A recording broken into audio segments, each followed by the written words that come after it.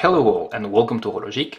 Welcome today to the review of the Mitch Mason Chronicle, and if I have put it sandwiched between the Seiko SKX and the Pagani design sub homage, is to drive home point, and the point is that this watch is really original compared to everything that you see from microbrands today. Most microbrands today will have a watch resembling a lot any of these two. This watch is the first attempt from Singaporean brand Mitch Mason, and as you can see, he has taken a risk here because this is a field watch, and field watches are not as popular as sub homages, of course, and in general, field watches are not as popular as diver watches, especially diver watches inspired by the sub. So a risk has been taken here. A risk has also been taken with the price.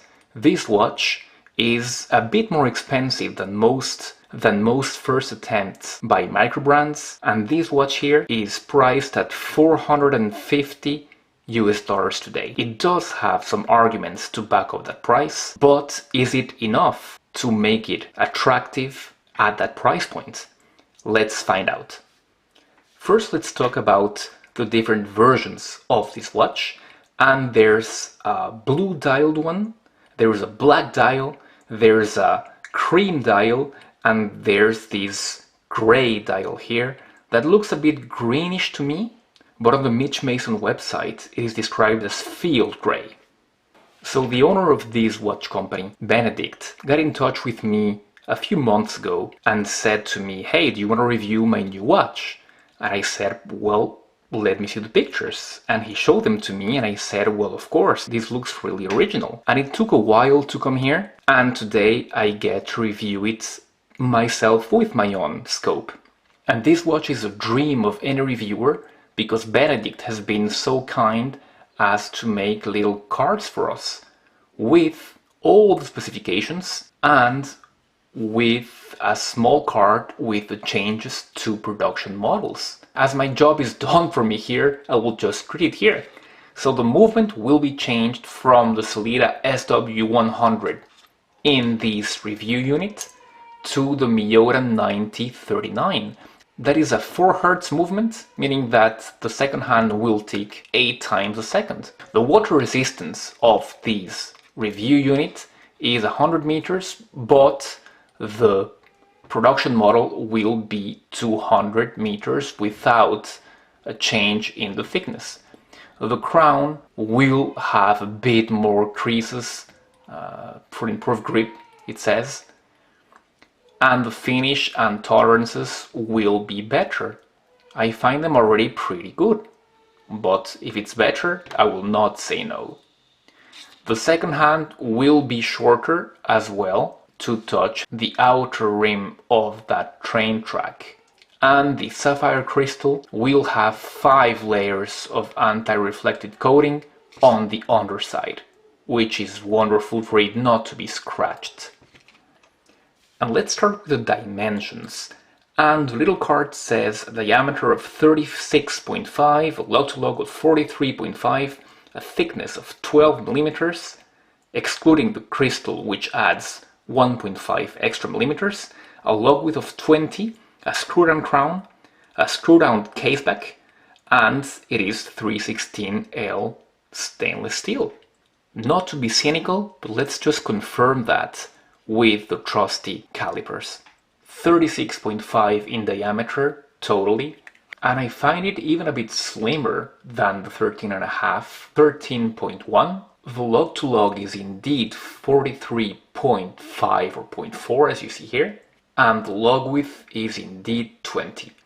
Let's move to the dial now. The dial is a typical field watch dial with all the numerals of the hours that are represented, with the 12, the 3, the 6 and the 9 that are quite big, about 4 times as large as the other numerals. You can see the train track around the dial, and the train track is intersected by longer, bolder Lume semicircles at every one of the major numerals, so at 12, 3, 6 and 9 once again. And here's where you will see a different look with the other versions, because the black and the blue versions have a sandwich dial.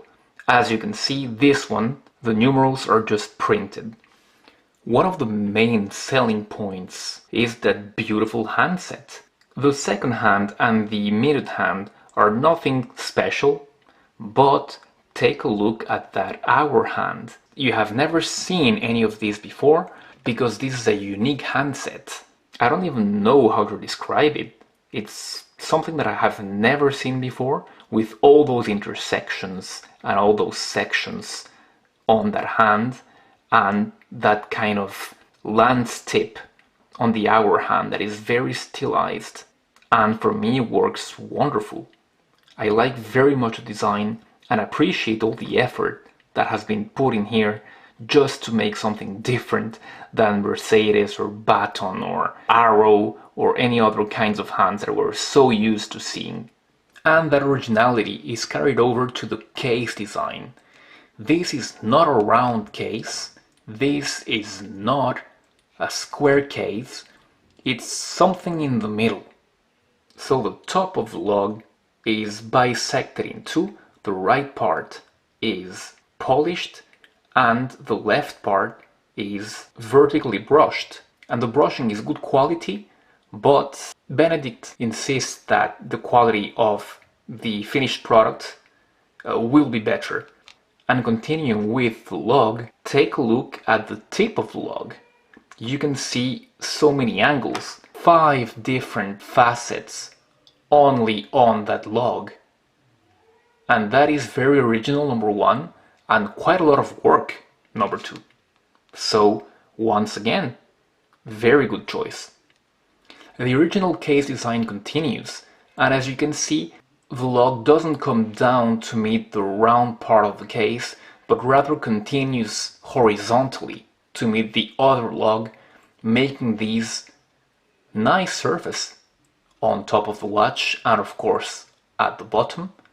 The sides of the watch are cut in 3 different parts, a polishing that comes down from the lug on top, a horizontally brushed section in the middle, and once again a polished surface at the bottom. So again, very original and interesting design here. This is again not your typical sub-homage with very plain surfaces. A lot of work has gone into here, both imagining and making it. The crown is threaded and the thread is a bit oblique to make it better to handle.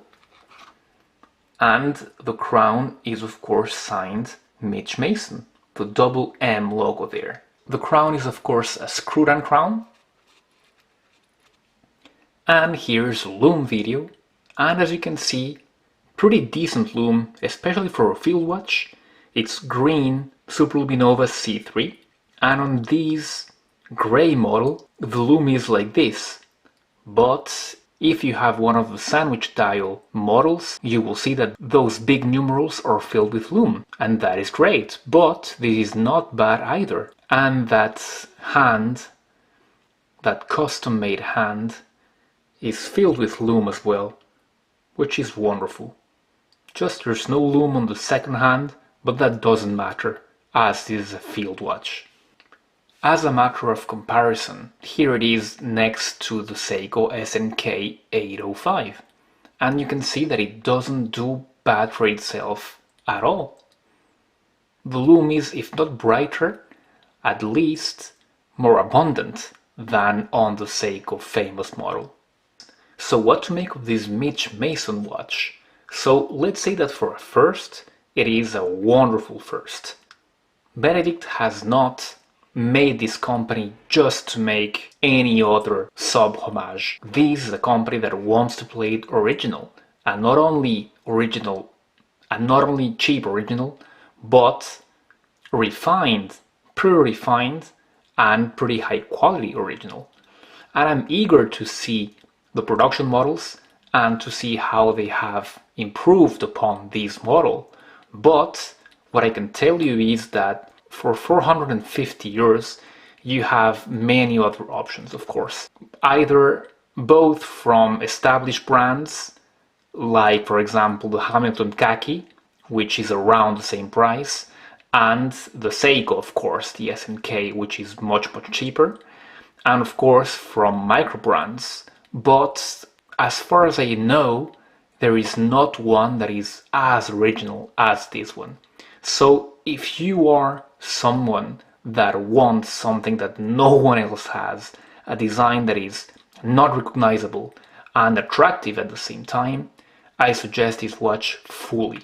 Of course, the price of $450 is a bit steep for a first, but all the work that went into this watch, I believe that if you are behind this originality and all that this watch conveys, that is pretty much a fair price. I would have liked it to seen it at $350 to $400 US, so the early bird specials.